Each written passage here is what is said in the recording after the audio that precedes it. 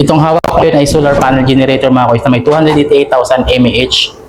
So kung gaano nga ba siya kalakas mga kois. So i-try natin sa lahat ng multiple devices na ito kung gaano siya kalakas. So magluluto tayo para makita natin kung gaano siya katagal maloobat. So una mga kois na magsasayang lang tayo. Sasaksak mo yan dito mga kois. Okay, goods na yan.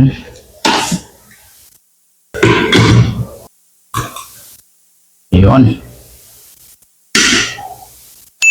At lagayin na rin natin ito mga kois yung munggo natin para lumambot na.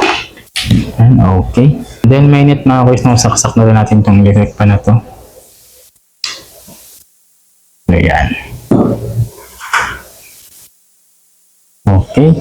At yun mga kois no, kumukulo na ang ating niluluto. So mamaya maluluto na yan. Check natin kung ilan na lang matitira sa ating battery ngayon mga kois.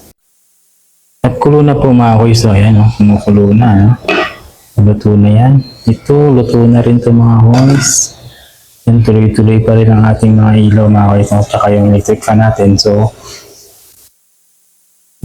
wala pa rin siyang bawas mga kois. Ano? Pero mamaya magpabawas na agad yan siguro. Yan natin ang damo.